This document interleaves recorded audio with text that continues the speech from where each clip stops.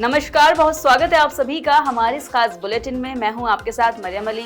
चलिए देश और दुनिया की तमाम बड़ी खबरें हैं, उन पर जल्दी से एक नजर डाल लेते हैं। अमेरिका और ईरान के बीच लगातार समझौते पे बातचीत हो रही है, लेकिन फिलहाल कोई फाइनल फैसला नहीं लिया गया है। ऐसे में आपको बता दें कि अब अमेरिकी राष्ट्रपति डोनाल्ड ट्रंप का कहना है कि जल्द ही जो युद्ध है वो खत्म हो सकता है, और उन्होंने कहा है कि तेहरान अब इस युद्ध को बढ़ाना नहीं चाहता। वॉशिंगटन में मीडिया से बातचीत करते हुए ट्रंप ने हॉर्मुज से जुड़ी बातचीत को लेकर उम्मीद जताई है। साथ ही उन्होंने ये भी कहा कि अमेरिका किसी भी कीमत पर ईरान को परमाणु हथियार हासिल नहीं करने देगा। ट्रंप ने ये भी कहा कि मुझे लगता है कि युद्ध जल्द ही खत्म होने वाला है। मुझे नहीं लगता कि वो इसे और ज्यादा समय तक खींच सकते हैं। उनका ये बयान इस वक्त में संकेत देता है कि लड़ाई अब उस मुकाम पर पहुंच गई है जहां ईरान के लिए इसे जारी रख पाना बहुत मुश्किल हो गया। उधर ट्रंप की ये टिप्पणी ऐसे वक्त में आई जब जून में युद्ध विराम के लिए हस्ताक्षरित 14 सूत्रीय समझौता ज्ञापन के विफल होने के बाद वॉशिंगटन और तेहरान के बीच कूटनीतिक बातचीत को लेकर अनिश्चितता बनी हुई थी। उधर संसद का मॉनसून सत्र जारी है। ऐसे में हर दिन विपक्ष और सरकार के बीच तनातनी देखने को मिलती है। आपको बता दें कि विपक्ष ये सवाल कर रहा है काफी वक्त से कि उन्हें जवाब मिले। जो 20 जुलाई को छात्रों पे लाठीचार्ज हुआ था, पुलिस की कार्रवाई हुई थी, उस पे उन्होंने गृह मंत्री अमित शाह से जवाब मांगा, लेकिन फिलहाल गृह मंत्री अमित शाह सदन नहीं पहुंचे। अब आपको बता दें कि बड़ी अपडेट सामने आई है कि आज हो सकता है कि अमित शाह वहां जाएं और इन सभी विपक्षी आरोपों का जवाब दें। अगर आज अमित शाह सदन पहुंचते हैं तो वो विपक्ष के सवालों के जवाब देंगे, जिसके बाद सदन में गतिरोध खत्म होने के आसार हैं। वहीं आपको बता दें कि राहुल गांधी विदेशी अंशदान विनियमन अधिनियम यानी कि FCRA और महिला आरक्षण और परिसीमन से जुड़े विधेयकों पर सर्वदलीय बैठक की मांग पर अड़ गए। सर्वदलीय बैठक की जरूरत को नकारते हुए सरकार का कहना है कि सभी दलों से बात हो चुकी है। उधर एक वरिष्ठ मंत्री ने कहा कि इन विधेयकों को पास कराने के लिए अगले 1-2 दिन में फैसला लिया जाएगा। वहीं FCRA के मुद्दे पर VHP के नेता विनोद बंसल ने क्या कहा, सुनिए।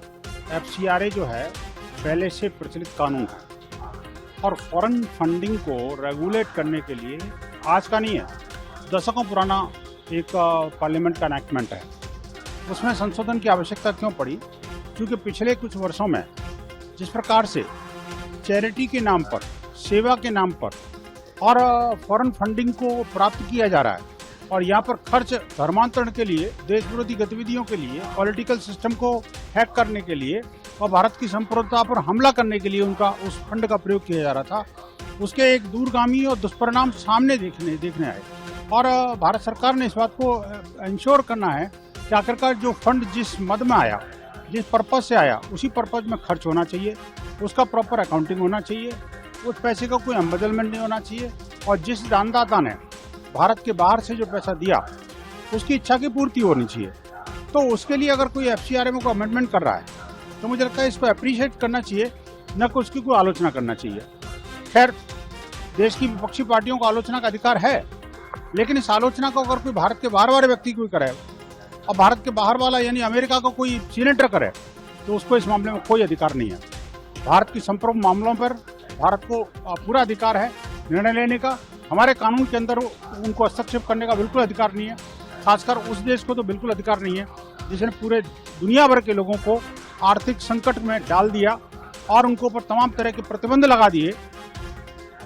आज वो जो बिलबिला रहे हैं उस US सीनेटर की भावना को मैं समझ सकता हूँ, क्योंकि जो पापी पादरी हैं और जो षड्यंत्रकारी चर्च है उसकी कलई अब खुलने वाली है, ऐसा लग रहा है। झारखंड में लगातार छात्र प्रदर्शन कर रहे हैं।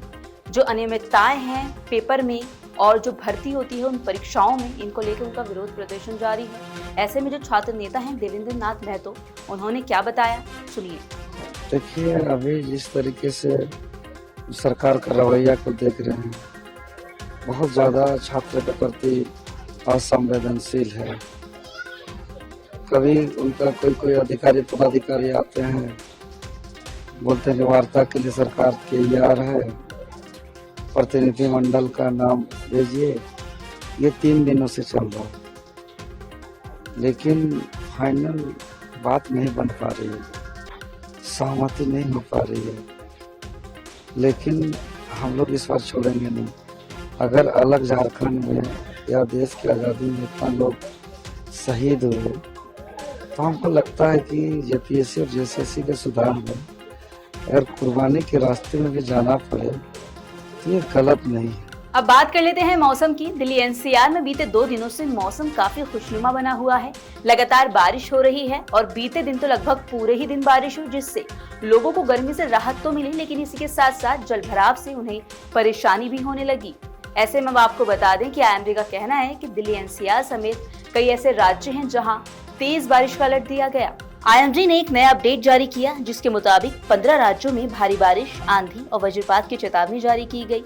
वहीं दक्षिणी गंगा के मैदानी पश्चिम बंगाल के तटों और दक्षिण पश्चिम उत्तर प्रदेश के ऊपरी वायु चक्रवाती परिसंचरण बने हुए हैं, जिसके प्रभाव से मौसम का मिजाज पूरी तरह बिगड़ गया। इसी वजह से तेज बारिश भी हो रही है। उधर दक्षिण से लेकर उत्तर भारत तक झमाझम बारिश हो रही है। मौसम विभाग के मुताबिक अगले 2 से 3 दिनों में केरल तटीय और दक्षिणी अंदरूनी कर्नाटक में तेज बरसात की संभावना जताई गई। वहीं पहाड़ी राज्यों की बात करें तो वहां भी मौसम बदल गया, अच्छी बरसात देखने को मिली। आईएमडी के मुताबिक 15 राज्य जहां आंधी तूफान और बारिश का अलर्ट दिया गया, उनमें दिल्ली एनसीआर, उत्तर प्रदेश, बिहार, राजस्थान, उत्तराखंड, हरियाणा, पंजाब, हिमाचल प्रदेश, जम्मू कश्मीर, झारखंड, पश्चिम बंगाल, उड़ीसा, असम, गुजरात और महाराष्ट्र शामिल हैं। वहीं पहाड़ी इलाकों में लैंडस्लाइड और पूर्वी राज्यों में आकाशीय बिजली गिरने का खतरा भी बढ़ गया। तो ये थी वो तमाम बड़ी खबरें जो हमने आपको दिखाई। इन खबरों का अपडेट भी लगातार आप तक पहुंचता रहेगा। बस उसके लिए आपको जुड़े रहना होगा नवोदय टाइम्स पंजाब केसरी के साथ।